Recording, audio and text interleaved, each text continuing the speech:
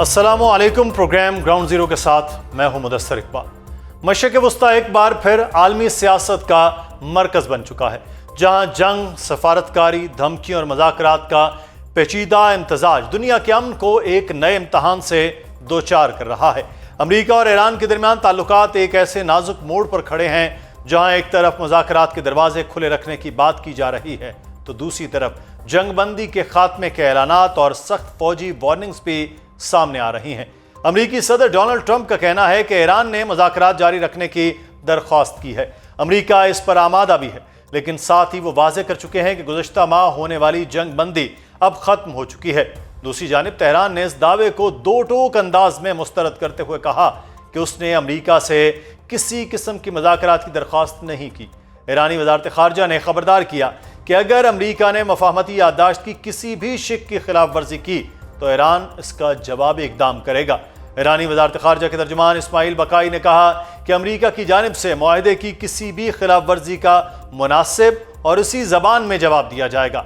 वज़ारत ख़ारजा ने अमरीकी सदर डोनाल्ड ट्रंप के इस बयान की भी तरदीद की कि ईरान ने मज़ाकरात की बहाली की दरख्वास्त की थी।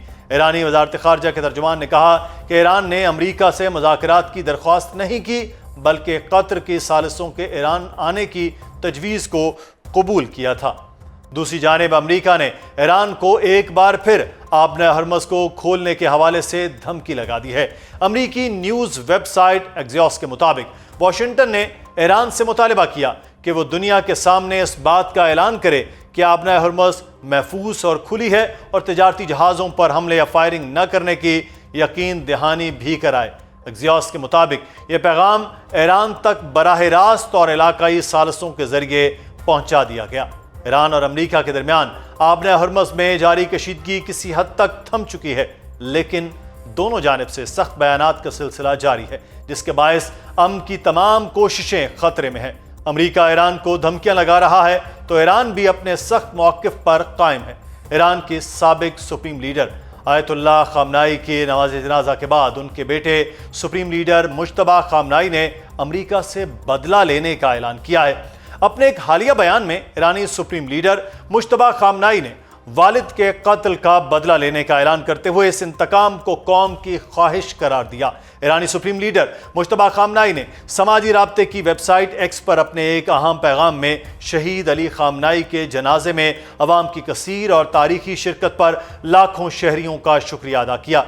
वालिद के जनाजे के बाद अपने पहले पैगाम में उन्होंने खून का बदला लेने के पुख्ता अज़्म का इजहार भी किया।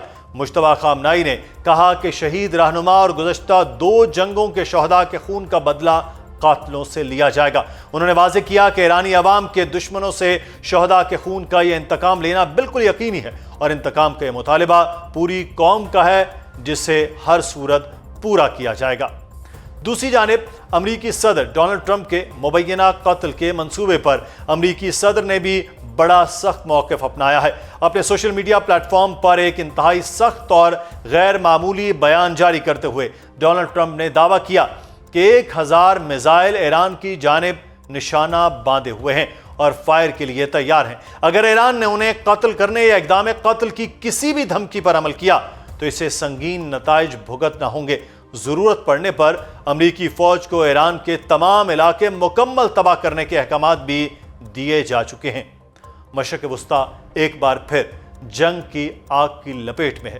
पाकिस्तान की जानिब से सफारती महाज पर कोशिशें जारी हैं। आज भी वज़ीर ख़ारजा इसहाक़ डार और सऊदी वज़ीर ख़ारजा शहज़ादा फैसल बिन फरहान का टेलीफोनिक रब्ता हुआ। दोनों रहनुमाओं ने कशीदगी में कमी के लिए सफारती कोशिशों को जारी रखने पर जोर दिया।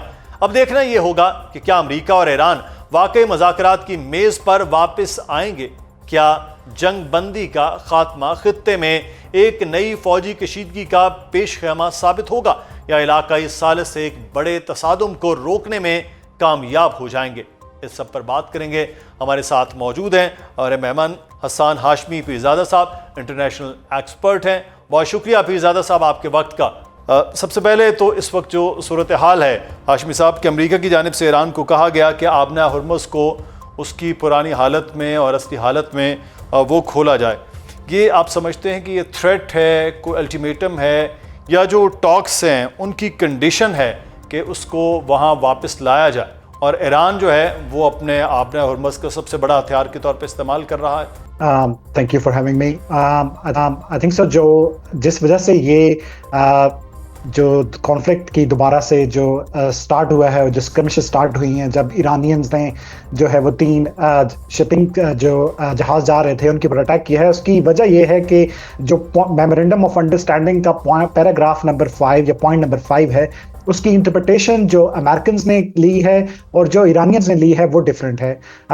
جو پوائنٹ ہے وہ یہ کہتا ہے کہ ایران کمٹ کرتا ہے کہ وہ فیسلیٹیٹ کرے گا فری کمرشل پیسج 60 ڈیز کے لیے، اور اس کے اندر وہ کمپلیٹ ڈی مائننگ اور آبسٹیکل کو ریموو کرے گا ود ان دا 30 ڈیز، اور عمان کے ساتھ انگیج کرے گا ڈائلاگ میں future management of Strait of Hormuz کے لیے. So I think so Iranian interpretation اس کی یہ لی گئی ہے کہ ایران نے جو میک ارینجمنٹ ہے اس نے اپنی سوورن اتھارٹی کے اوپر over the state of Hormuz لیا ہے، اور دیٹ از دا ریزن کہ جو ہے وہ ہمیں یہ وہ اسکرمشز دیکھنے کو آئی ہیں. یو ایس کی انٹرپریٹیشن بڑی کلیئر ہے کہ واشنگٹن آرگیو کرتا ہے کہ ایران کے پاس جو according to the point mining clear اور جو ڈی مائننگ ہے وہ ان کے اوپر ہے، بٹ ان کو دوبارہ سے اسٹریٹ کو پری وار کے اوپر جو ہے وہ کھولنا پڑے گا under the United Nation Convention of law of sea کے تحت. تو آئی تھنک سر یہ اس کی بیس ہے جس کی وجہ سے دوبارہ یہ سٹارٹ ہوا ہے. لیکن ابھی جیسے تھوڑی دیر پہلے ہمیں سننے میں آیا کہ عمان میں ٹاکس جو ہے وہ دوبارہ سے ہونے جا رہی ہیں، جس کے اندر قطریز جو ہیں وہ میڈیٹ کریں گے ایرانینز کو اور امریکنز کو. تو آئی تھنک سو ایک جو میڈین لین ہے جو ہمیشہ سے پہلے کھلی رہتی تھی اس کو دوبارہ سے کھولنے کے اوپر ایگریمنٹ ایک ہوگا، بٹ دیکھنے میں آئے گا کہ ایران کتنا اس کے اندر سے ایکسٹریکٹ کرنے کے لیے اپنے جو مطالبات ہیں وہ منوا سکے. لیکن ہاشمی صاحب اس میں ایک چیز جو ہے ہم نے یہ دیکھا ہے کہ پاکستان میں پہلے، پھر دوسرا جنیوا میں راؤنڈ جب وہ MOU سائن ہوا، پھر یہ کہا گیا کہ شاید 11 یا 14 جولائی کے پاکستان، اب دوبارہ جنیوا کی بات ہو رہی ہے. لیکن 60 ڈیز کا جو وقت تھا اس میں تقریباً 3 ہفتے تو گزر گئے، اور جو نیوکلیئر پروگرام ہے، منجمد اثاثے ہیں ایران کے، اور تیسری چیز جو آبِ ہرمز ہے. اب جب بھی یہ ٹیکنیکل ٹاکس ہیں، اس سے زیادہ سارا فوکس آبِ ہرمز پہ ہے، چاہے وہ ایران کی بات ہو، چاہے امریکہ اس کو تھریٹ کر رہا ہے کہ اس کو کھولا جائے. وہ جو ٹیکنیکل ٹاکس کے 60 ڈیز ہیں وہ آلموسٹ 20 ڈیز 21 ڈیز تو گزر چکے ہیں. تو یہ چیزیں آگے بڑھتی ہوئی آپ کو نظر آ رہی ہیں؟ یہ کتنا اس وقت تھریٹنگ ہے کہ ایک قدم آگے بڑھاتے ہیں 2 قدم پیچھے آ جاتے ہیں؟ آئی تھنک سو مدثر صاحب، اس کے اندر جو چیز ہمیں جو ہے وہ انڈرسٹینڈ کرنے کی ضرورت ہے وہ یہ ہے کہ جب تھوڑی سی ہسٹری میں جائیں گے تو جب joint comprehensive plan of action, یا اس سے پہلے جب جوائنٹ پلان آف ایکشن جو ہے وہ نومبر 2013 میں پہلے joint plan of action sign ہوتا ہے، اور پھر joint comprehensive plan of action اس کے بعد 2 سال کے بعد جو ہے وہ جا کے سائن ہوتا ہے ویانا کے اندر. تو اس ٹائم پیریڈ کے اندر بھی جو پوائنٹس تھے، جو ڈسکشن ہوئی، یا جو 159 پیج کا joint comprehensive plan of action آیا، اس کے اندر اسٹیٹ آف ہرمز ایک ایشو کے طور کے اوپر سامنے نہیں آیا. اسٹیٹ آف ہرمز کا جو ایشو ہے as a strategic point of view for Iran, یہ ایک نیا ایشو ہے جس کی وجہ سے ہمیں اس کی انٹرپریٹیشن